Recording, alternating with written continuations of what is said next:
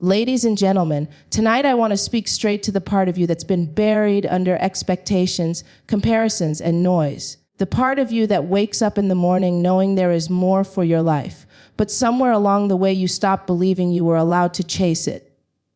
The message is simple, but the journey is deep focus on you until the focus is you. Prioritizing your growth over others' expectations begins with understanding that you were never designed to live inside someone else's version of you. Expectations are often built from their fears, their limitations, their experiences, and their comfort zones, and none of that has anything to do with your destiny. When you start choosing your growth, you break the silent contract you never agreed to, the one that told you to stay small, stay predictable, stay pleasing, stay manageable. Personal growth isn't polite. It disrupts patterns, challenges norms, and rewrites narratives that were never meant to define you in the first place. And the first step toward prioritizing your growth is the courage to admit that the life you desire requires shedding the life you've outgrown. There are moments when you will feel torn between who you've been for others and who you must become for yourself. Maybe you've spent years being the strong one, the reliable one, the quiet one, the agreeable one, because that's how people learn to navigate you. But once you choose growth, you begin to question every role that was handed to you without your consent. You start recognizing the places where you dimmed your own brilliance to make others comfortable. And you start reclaiming the parts of you that were ignored, dismissed, or undervalued.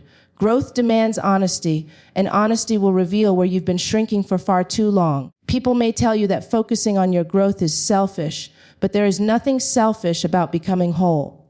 There is nothing selfish about healing what hurt you, learning what strengthens you, or pursuing what stretches you.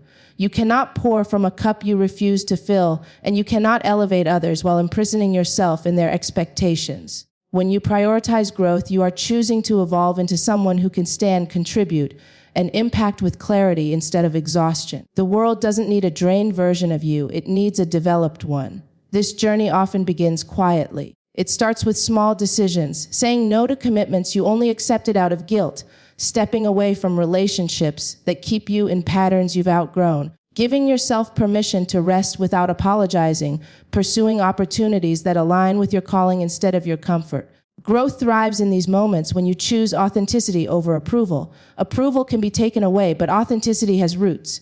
And once those roots take hold, there is nothing anyone can say or expect that can uproot you again.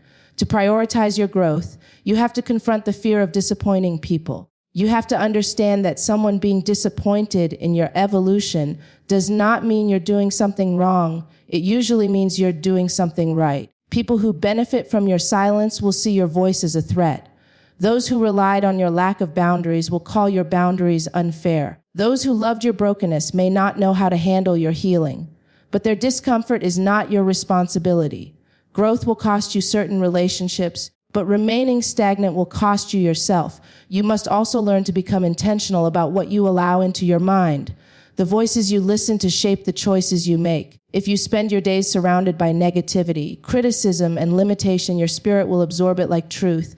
When you make growth a priority, you protect your mental space as fiercely as you protect your physical space. You feed your mind with knowledge, wisdom, and inspiration. You read books that challenge you, listen to voices that uplift you, and engage with ideas that push you beyond the borders you once believed were permanent. Expansion begins on the inside long before it shows on the outside. Prioritizing your growth also means learning to embrace discomfort. Growth demands change, and change rarely feels gentle. There will be moments when you are uncertain, moments when you feel like you're walking in the dark, moments when old habits try to pull you back into what is familiar. But familiarity is not the same as fulfillment. The discomfort of growth is temporary, but the pain of staying stuck lasts a lifetime. Every time you resist the urge to fall back into old patterns, you strengthen the muscles of your future self. You will also need to detach from the need for immediate results. Growth is not a spotlight moment, it is a process. It is the quiet hours of self-reflection, the disciplined mornings, the intentional choices, the uncomfortable conversations, the unlearning of beliefs that once felt like identity. When you prioritize growth, you begin to understand that consistency is more powerful than intensity. You don't need a dramatic transformation. You need steady, intentional progress. Some days you'll move forward by leaps, other days by inches. What matters is that you keep moving. One of the most freeing parts of prioritizing your growth is recognizing that you don't need permission to evolve. There is no age limit on reinvention. There is no deadline on healing. There is no expiration date on potential. You are allowed to recreate yourself as many times as you need. You are allowed to shift, rise, fall, learn, restart, and rise again. Growth is not linear, it is layered.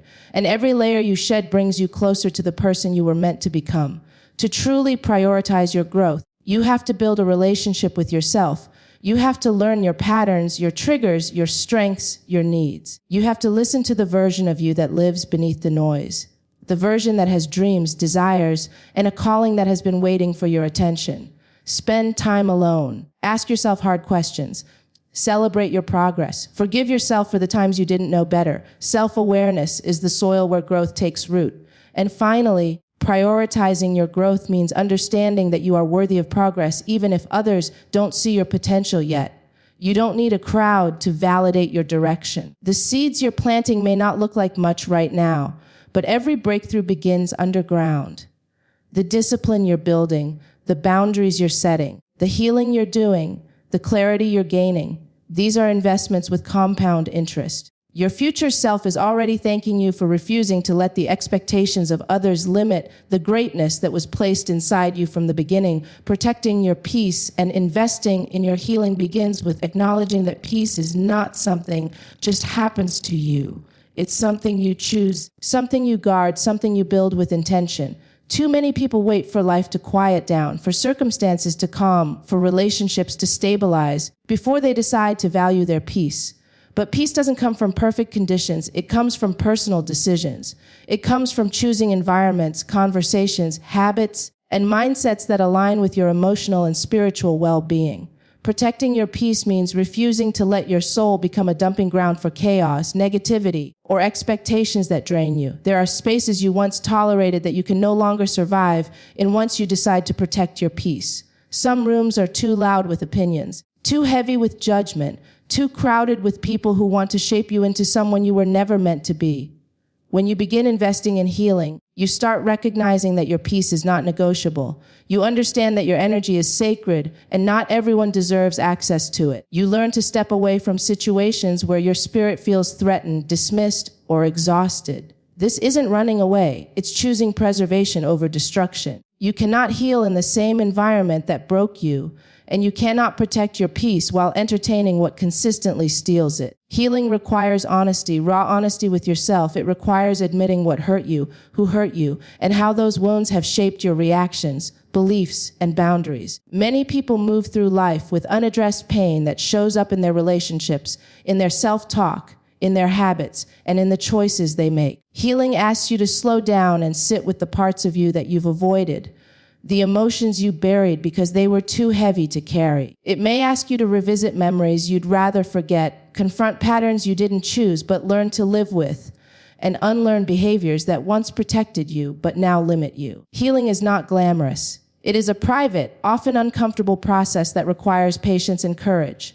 Protecting your peace also means learning to say no without guilt. Many people compromise their peace by agreeing to commitments that drain them, keeping connections that confuse them, or holding on to responsibilities that overwhelm them. When you invest in healing, you realize that every yes you give out of fear, obligation, or pressure becomes a withdrawal from your inner balance. Learning to say no becomes an act of self-respect. It becomes a way of telling yourself, my well-being matters.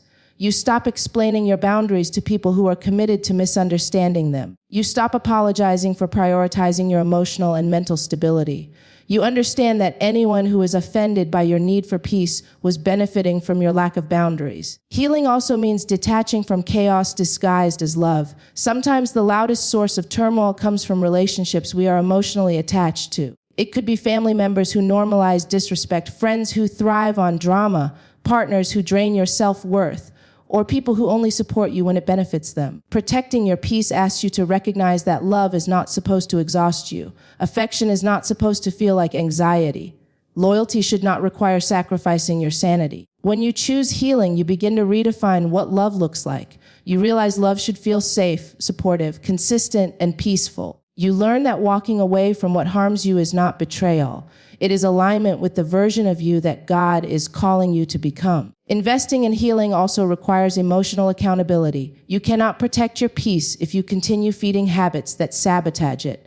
You have to acknowledge your triggers, your reactions, and the ways you sometimes contribute to your own unrest. Healing is not about blaming others for your pain. It's about taking responsibility for how you move forward. You learn to pause before reacting, to breathe before responding, to reflect before judging. You become more intentional about what you internalize and how you process conflict. Emotional maturity becomes a shield that guards your peace. You stop allowing minor moments to become major battles. You stop engaging in arguments that go nowhere. You stop giving energy to situations that don't deserve a place in your spirit. Protecting your peace also involves creating distance from negativity. The conversations you entertain, the media you consume, the habits you practice, the people you surround yourself with, all of these influence the atmosphere of your inner world. If you are constantly surrounded by pessimism, gossip, criticism, or comparison, your peace will always be under attack. Healing invites you to curate your environment. You seek out people who inspire growth, conversations that expand your thinking, and environments that breathe calm instead of tension. You pursue activities that nourish your spirit, whether that's prayer, journaling, reading, walking in nature, or simply sitting in silence. You begin to understand that peace thrives in intentional spaces, not accidental ones. Another part of protecting your peace is releasing the need to control everything. Many people lose their peace by trying to manage every outcome, predict every possibility, or hold on to situations they were meant to let go of. Control is often a response to past wounds, times when life felt chaotic or unpredictable. But healing asks you to trust more and tighten less. It asks you to let life unfold without gripping it so tightly. You learn to release what you cannot fix, what you cannot force, and what you cannot change. You stop fighting battles that were never yours to fight. You stop demanding closure from people who cannot give it. You stop replaying scenarios that already happened. You begin to trust that peace does not come from having all the answers. It comes from believing that you will survive whatever the answer is. Healing also requires forgiveness, not because the person deserves it, but because your peace does. Carrying resentment, anger, or bitterness weighs heavily on the spirit. It keeps you tied to the past and prevents you from moving into your future with clarity. Forgiveness is not about excusing what happened. It is about freeing yourself from the emotional prison attached to it. When you forgive, you reclaim your power. You release the emotional grip that past wounds once had over your identity. You stop allowing old pain to dictate new opportunities. Forgiveness becomes an act of liberation, a way of cleansing the spirit so peace has room to rest. Protecting your peace also means granting yourself grace. Healing is not linear. There will be days when you feel strong and days when old wounds feel fresh again. There will be moments of clarity and moments of confusion. There will be times when you take 2 steps forward and 1 step backward. But protecting your peace means refusing to shame yourself for being human. It means understanding that progress is still progress even when it's slow. It means celebrating your growth instead of criticizing your imperfections. Grace becomes the soft place where your spirit recovers when life feels heavy. Another essential part of protecting your peace is embracing solitude, not loneliness, solitude. Solitude is intentional space where you reconnect with yourself. It's where you hear your own thoughts without the influence of others. It's where you can listen to God, reflect on your direction, and realign with your purpose. Many people fear being alone because silence exposes the parts of them they've avoided. But healing requires silence. It requires stillness. It requires you to sit with yourself long enough to understand what you truly need. Solitude becomes a sanctuary where you restore your spirit, gain clarity, and return to the world with renewed strength. Investing in healing also involves redefining your identity. Pain can make you believe you are broken, unworthy, difficult, or weak. But healing teaches you that your identity is not rooted in your wounds. You learn to separate who you are from what happened to you. You begin to rewrite the narrative you tell yourself. You stop calling yourself names birthed from hurt. You stop carrying labels that came from trauma. You start seeing yourself through the lens of potential, strength, and resilience. This shift in identity strengthens your ability to protect your peace because you are no longer fighting battles that were never yours to begin with. And finally, protecting your peace requires consistency. Healing isn't something you do once and forget. It is a lifestyle, a choice you must make repeatedly. You have to consistently protect your boundaries, consistently speak kindly to yourself, consistently distance yourself from chaos, consistently choose environments that nourish you, and consistently honor your emotional needs. Peace grows where it is protected. Healing deepens where it is prioritized. Letting your results speak louder than your insecurities begins with understanding that insecurity is often the loudest voice in the room, not because it is true, but because it has been repeated for so long that it starts to sound like reality. Insecurity feeds on doubt, on comparison, on fear, on the wounds you never addressed, on the moments that made you question your worth. And when insecurity becomes familiar, it becomes convincing. But there comes a point in your growth where you must decide that your life will no longer be governed by the noise of insecurity, but by the evidence of your effort, resilience, and discipline. Results have a way of silencing every lie you ever believed about yourself. When you start focusing on what you are building instead of what you are afraid of, something shifts inside you. You stop trying to win arguments with fear and start winning battles with action. Every small improvement, every step forward, every habit you strengthen becomes proof that insecurity was never telling the truth about you. The beauty of results is that they don't need explanation. They don't need approval. They don't ask for permission. Results stand on their own. They show the world what you've been working on in silence, what you've been healing from privately, and what you've been determined to rise above even when no one believed you could. Letting your results speak starts with taking responsibility for your journey. You can't control what people say about you, how they see you, or what they assume about you. You can't control the voices that once made you feel small. But you can control your consistency, your discipline, your decisions, and your response to adversity. You can choose growth over fear, effort over excuses, progression over perfection. When you make these choices repeatedly, your results begin to rewrite the narrative insecurity once tried to dictate.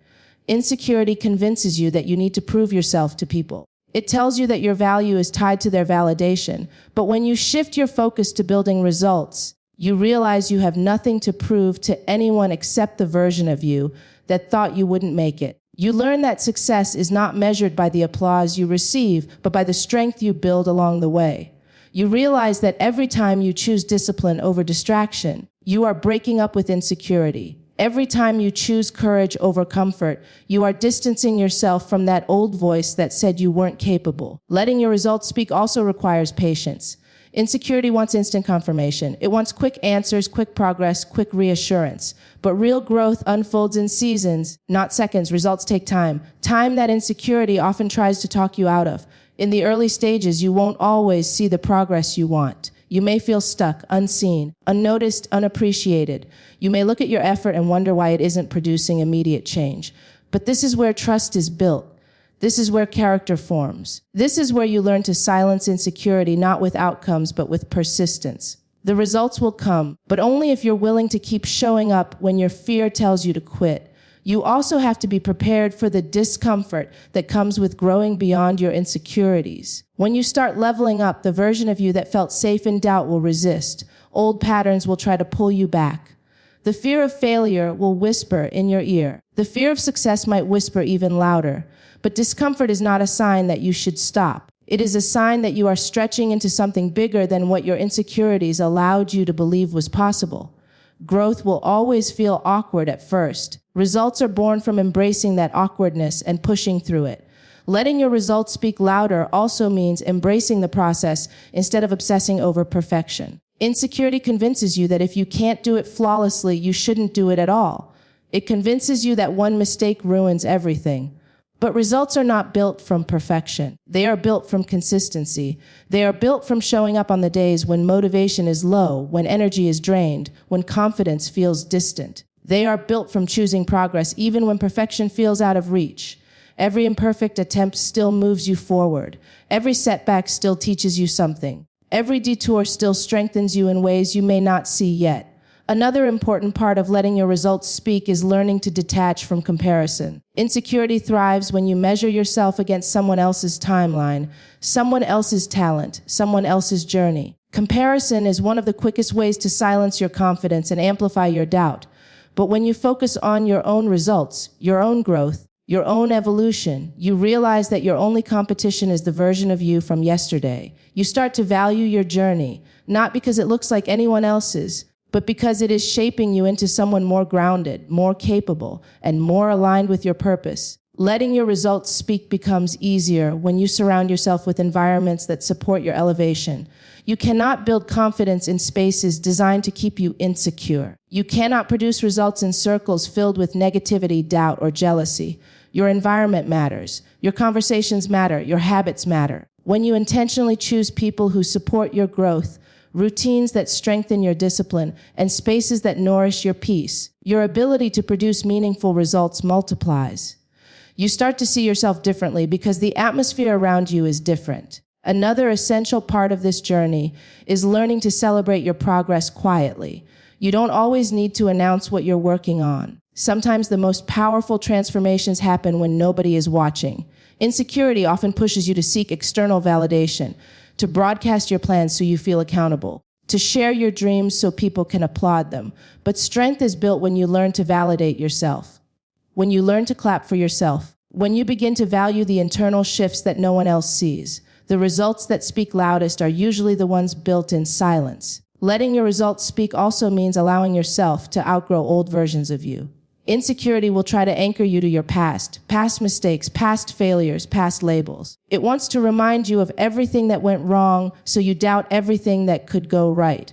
But your results don't come from who you used to be. They come from who you are becoming. They come from the decisions you make today, not the doubts you carried yesterday. They come from your willingness to rewrite your story instead of rewriting the painful chapters. It is also important to understand that results aren't always external.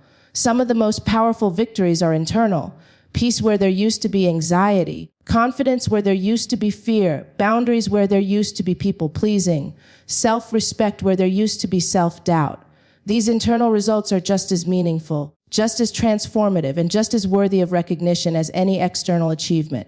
In fact, external success often flows naturally from internal healing. Another aspect of letting your results speak is embracing ownership. You must own your growth, your effort, your decisions, your progress. You can no longer blame circumstances, distractions, or old stories. Ownership is empowerment. When you take ownership, you reclaim the authority insecurity stole from you. You realize that your transformation isn't in the hands of anyone else. It is in your choices, your habits, your mindset, your persistence. As you grow, you will also notice a shift in how people respond to you. Some will admire your results. Some will be inspired by them. Others may feel threatened by them. Some may act like they don't notice them at all. But the point was never to impress people. The point was to transform yourself.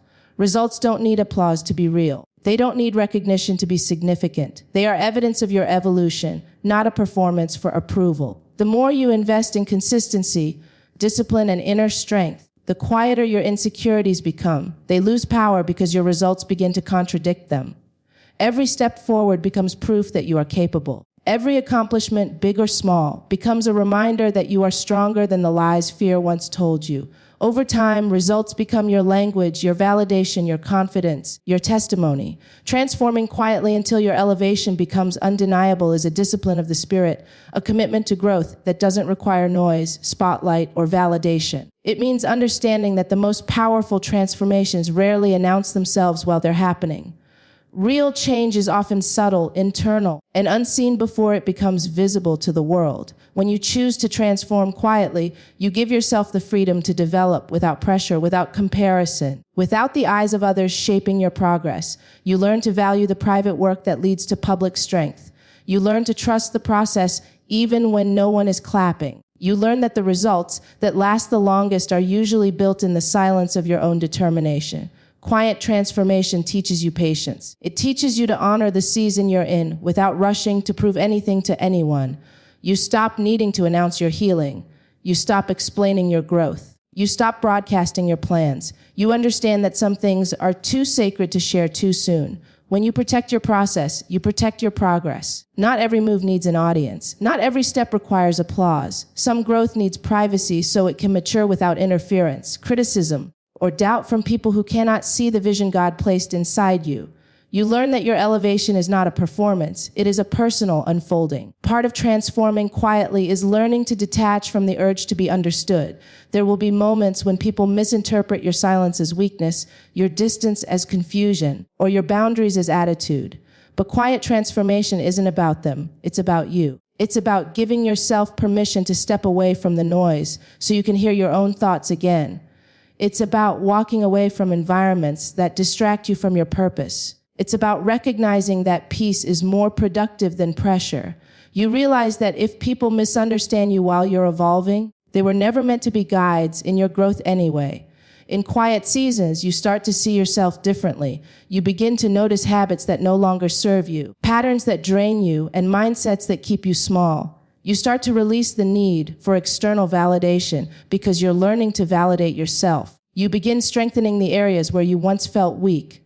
You develop disciplines that shape your character long before they shape your circumstances. You learn to sit with your emotions instead of escaping them, to process your pain instead of burying it, and to nurture your spirit instead of neglecting it. This inner work becomes the foundation of your elevation.